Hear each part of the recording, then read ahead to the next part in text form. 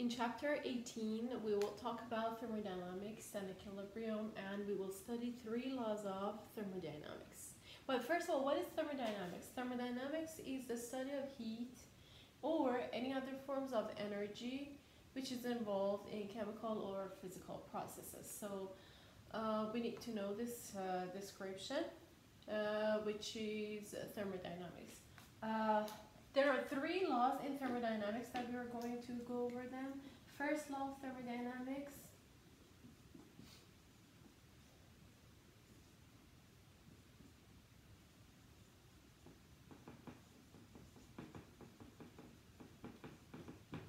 First law of thermodynamics is mainly law of conservation of energy, which we apply to a thermodynamic system.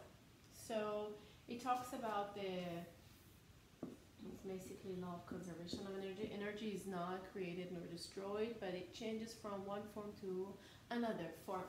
So as we said, first law of thermodynamics is law of conservation of energy.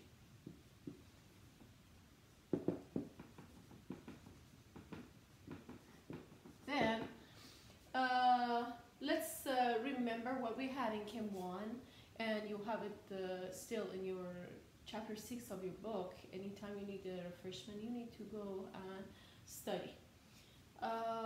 Internal energy. If you remember, internal energy, which we show in U, is the sum of the kinetics and potential energy in the system. Kinetics and potential energy. And if you remember, internal energy is a state function. U is a state function. And again, if you remember from Chem 1, state function is a quantity that it's a property, let's say, that internal energy, that doesn't depend on how the system got from the initial to the final position. It's just the change between the initial and final position that is important for us. So for any state function, you can write delta, or change in that quantity, is equal to the final minus initial state. That's what you have for internal energy. Now, the internal energy, or let's say energy exchange, because we're talking about the system and the surroundings. System is what you study, surroundings is what is surrounding the system, and thermodynamics is the heat or energy exchange between the system and surroundings. So we are going to talk about the exchange of energy. Exchange of energy between the system and its surrounding can happen in 2 types. Energy exchange can happen in the form of heat that we show as Q. You're all familiar with these terms, you have them in Chem 1. And either also with W, with work. So if we want to write the internal energy exchange, we say it's heat plus the work. It's time to note the signs. You remember for thermodynamical values, we had conventional signs. So if the system, if the process is endothermic, heat absorbed by the system, heat absorption, then we have Q positive. If we have an exothermic if we have an exothermic process, which means heat is evolved, then Q is negative. So that's the sign for Q or heat. But what about the sign for W?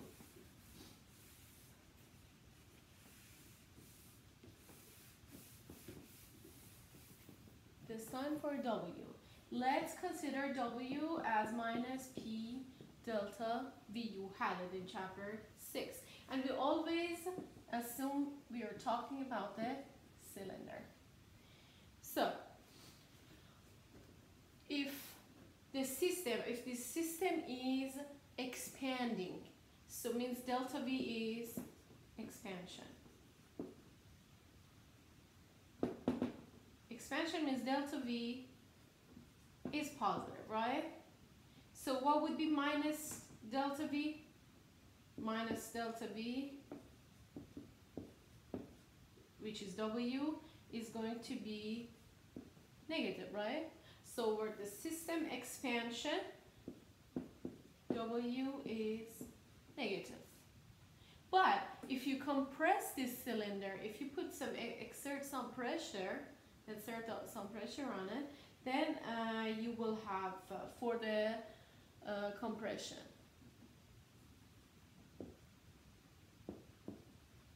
Of system, delta V is negative, right? So W becomes positive. So these are what we need to know at this point.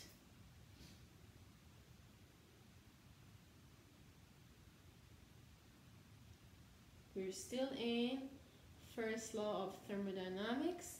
We're talking about concept of internal energy, and we just learned the signs for Q and W for different occasions. And an example is when you have a, this is not a perfect cylinder, right?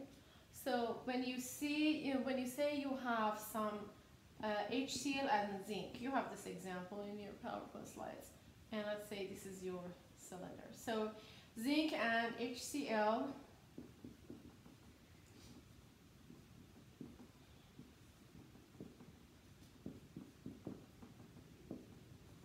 they react and hydrogen gas starts to be released. So this hydrogen gas is going to put pressure and is going to expand the system. So you see you have you have H2, some heat here, and your solution. So delta V is positive because it's expanding, and W is negative. So basically when W is negative means system is performing work on the surroundings. In Chem 1, you had a term called enthalpy. So what is enthalpy? Let's, instead of Q, use enthalpy. At constant temperature,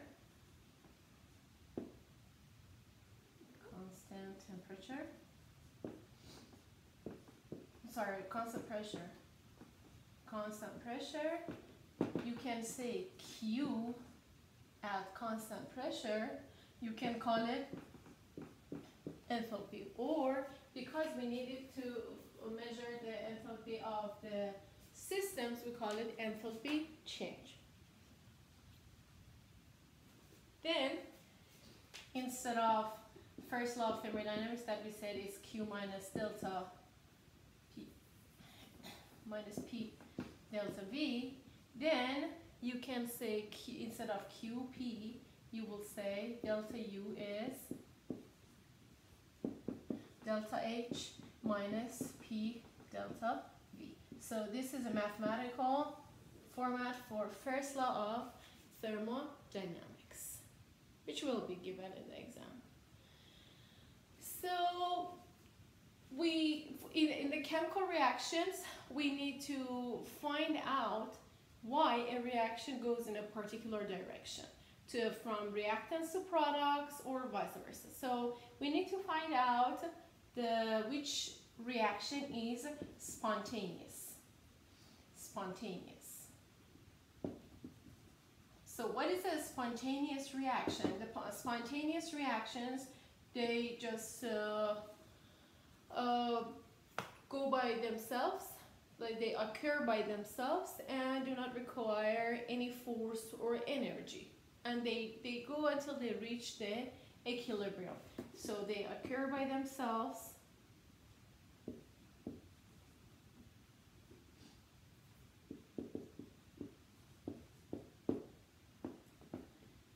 No need for external force.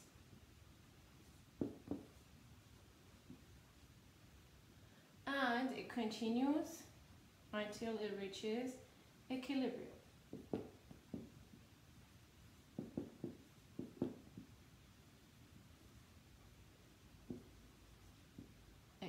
So that's the property of a spontaneous reaction. A very simple example of a spontaneous process is when you have a heel. So you have a ball or a piece of rock here. You just let it go from downhill, and you don't have to control the ball anymore. So it's spontaneous. It just goes from top to the bottom of the heel. And here, when you, let's say, you have the opposite, in order to take the ball from the bottom to top of the heel, you have to push it all the way. So it's non-spontaneous, needs energy, needs force, it needs your force to push it uphill.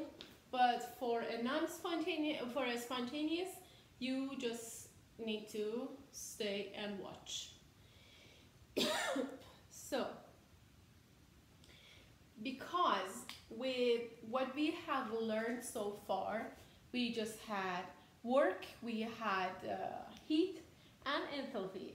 With none of us, we can understand the spontaneity or which reaction is going to be spontaneous. So we need to define another quantity, another term, which is called entropy.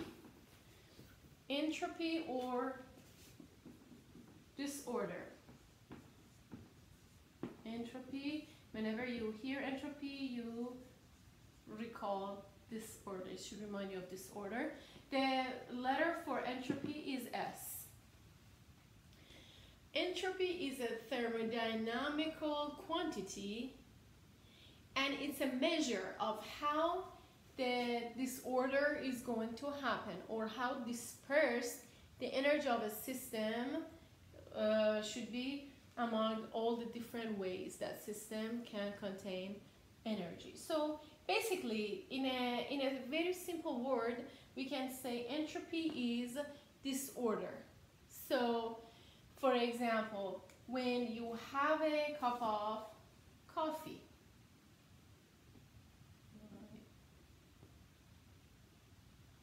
drawing is terrible. So let's say you have a cup of coffee and it's hot. Okay? When the coffee is hot, it makes the cup and the surrounding, and maybe if you're holding this cup, your hand warm. So it's increasing the disorder of the surroundings. Or let's say you have two containers which are connected. You have the example on slide 27, where let's say you have two balloons or two containers which are connected to each other via a valve. If you open the valve, what happens? You open the valve, and what happens? The gas molecules will be dispersed in both of the containers. So by removing the valve, you are increasing the entropy. You are making the gas molecules to be more free, with more motion, with more disorder. So entropy increases. That's what we mean by entropy, to the disorder. Again, entropy is a state function. Entropy is a state function. What did I just say about the state functions? State functions do not depend on how the system reached from initial to final situation. You just care about final and initial. So for a free state function, you can write such an equation. Delta of that state function is final minus initial.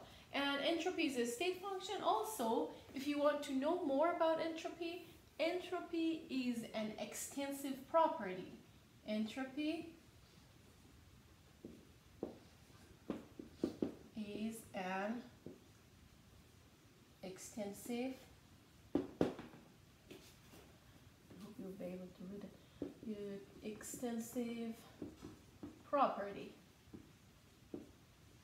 What does that mean? Means that S depends on the amount of the substance. Of course, when you have 2 moles of gas, they have a motion. But if you increase it to 5 moles of gas, they have more motion. So more disorder, more entropy. So it depends on the amount of the substance. Depends on amount of substance. So this is what you need to know about entropy. First of all, it's a measure of the disorder, and it's a state function, and also it's an extensive property. So, and one more thing you need to know is that because it's related to energy, its unit is joule per Kelvin.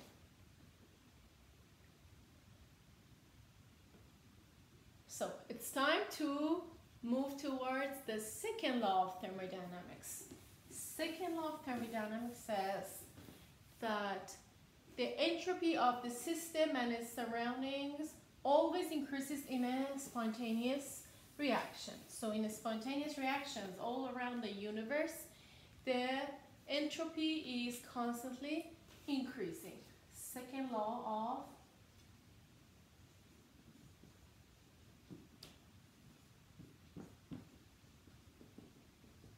thermodynamics.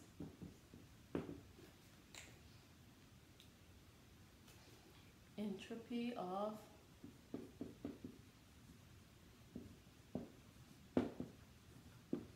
system. Every system and its surroundings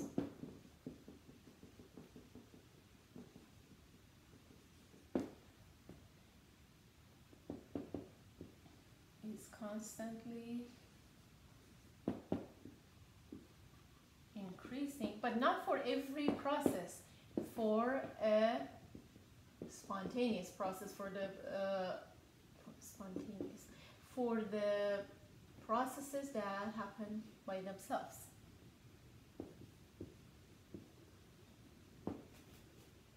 Okay, so don't forget, an entropy is not an energy, it's a measure of the energy dispersal. So you can say delta S is the entropy which is created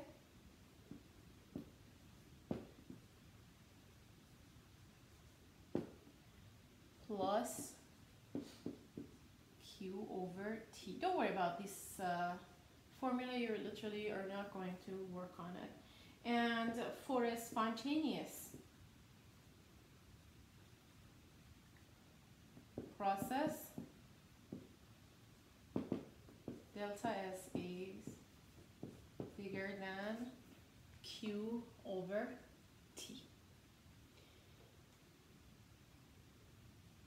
So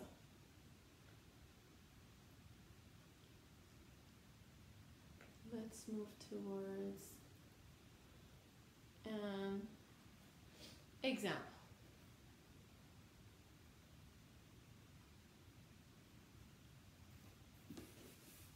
Still of the second law of thermodynamics. Another example is when you have N2O4 gas and you change it to 2 NO2 gas molecules. How many moles of gas you have here? I'm sure everybody sees 1 mole. 1 mole of gas. How many moles of gas you see on the other side? You see 2. So which one has more disorder? Which one has more movements? 1 mole of gas or 2 moles of gas? Of course 2 moles of gas. So according to second law of thermodynamics, if it's a spontaneous reaction, it goes towards more entropy, which is correct. 2 moles has more entropy than 1 mole. So you have the delta S positive, so we call it entropy favored. Entropy favored. Okay. Let's go to when you have a phase change, when you're going from, for example, for a phase change.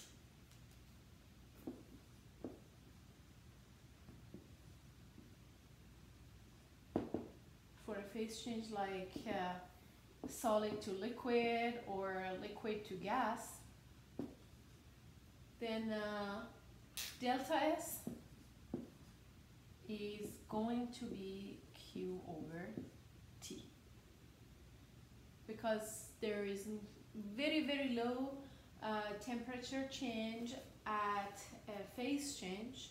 The heat that you give is used to just change the state of the substance from either solid to liquid or liquid to gas. So delta S is Q over T. For solid to liquid, it's the melting process, right? Correct? Or fusion, we call it fusion. So delta S is going to be delta H of fusion over T, because we said Q at constant pressure is going to be T. It's going to be delta H, right? Then divided by T. For liquid to gas, we call it vaporization, right? So delta S is going to be delta H of vaporization over T. So this is for a phase change.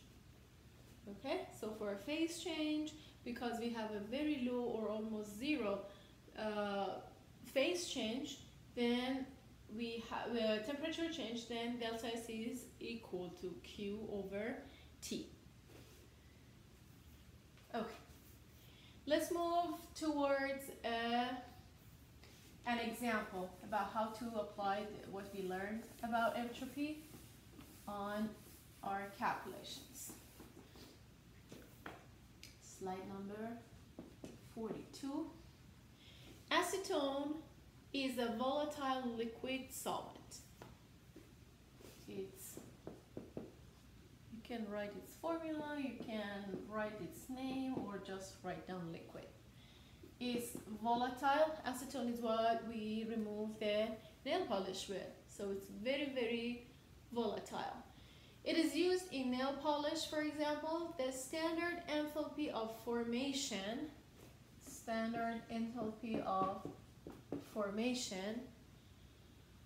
of the liquid, let's just put L for liquid, at 25 degrees Celsius is minus 247.6, and what's the unit? Kilojoules per mole. Kilojoules per mole. For the same quantity for the vapor, delta H formation for the vapor is minus 216.6 kilojoules per mole. And the process is that in the vaporization you have liquid changes to the gas, right? That's the definition of vaporization. What is the entropy change when 1 mole liquid acetone vaporizes at 25 degrees Celsius? So this is a phase change, right? What did we say for a phase change? We said delta S is going to be delta H over T, correct? So let's find delta H. Delta H is going to be delta H formation of the gas minus delta H formation of liquid. So we have, and the coefficients are 1 and 1. So we have minus 1216.6 kilojoules per mole minus 247.6 kilojoules per mole, which makes it a positive. So delta H is going to be positive 31 kilojoules. Okay, now plug it in here. You have delta H for this reaction, 31. And what was the temperature? 25 degrees Celsius. We always change it to Kelvin. So it's going to be, okay, because the unit for the delta S we said is joule per Kelvin. So let's change this kilojoules to joules times 10 to the third. So it's going to be the joules, right? So it's going to be, according to what you have on the slide, I hope the answer is correct, 104 joule per Kelvin. That's the deltas for this equation.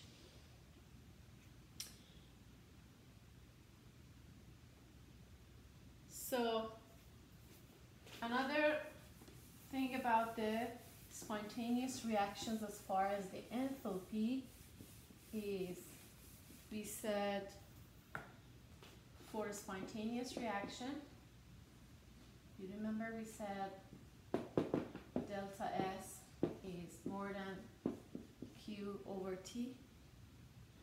If we consider it as QP, so delta S is going to be greater than delta H over T, right? We said Q under constant pressure conditions is delta H.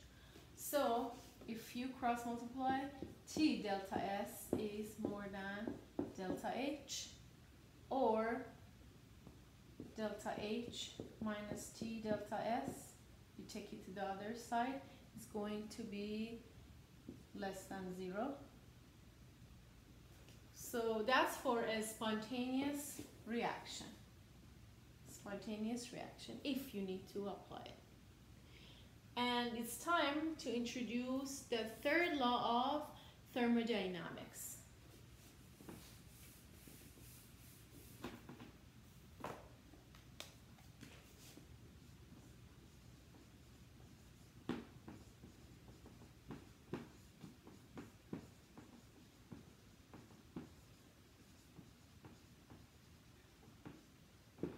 Third law of thermodynamics says that a substance that is perfectly crystalline, in crystalline form at 0 Kelvin, has an entropy of 0. A substance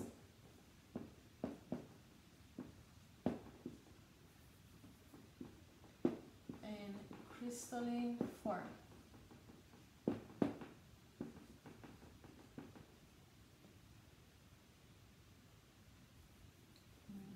for a substance in crystalline form at 0 Kelvin, entropy is 0. What did we say about entropy? Is a measure of disorder. When a compound is in a solid crystalline locked in its position, so there is no disorder. How come the molecules can move? So entropy or disorder is 0. So in order to calculate the delta S, or let's before getting there, for S we use the entropy, absolute entropy. We show it like this. Get used to seeing the S with a degree sign on top. It's called the standard entropy or absolute entropy, and the standard entropy is 1 atmospheric pressure, or if you are talking about the solution, that's for gases. And if you're talking about the solution, you're talking about 1 molar concentration. If your substance is a gas under 1 atmosphere, its entropy is standard entropy. If it's a solution under 1 molar concentration, again, its entropy is called the standard entropy. And you have a table of standard entropies in the exam. If you need to work with the standard entropies, they will be given. And also you have the standard entropy of bromine in on slide number 49. If you need to review it, I mean, it's very similar to what you had as a heating curve. You had standard entropy in joules per Kelvin mole, and you had the temperature in Kelvin. So for a piece of bromine, let's say its entropy in the solid form is 0, and then you have the solid heating, so entropy goes up higher, higher, higher until it changes to the liquid. So fusion happens here. You remember I told you at the phase changes there is no temperature change.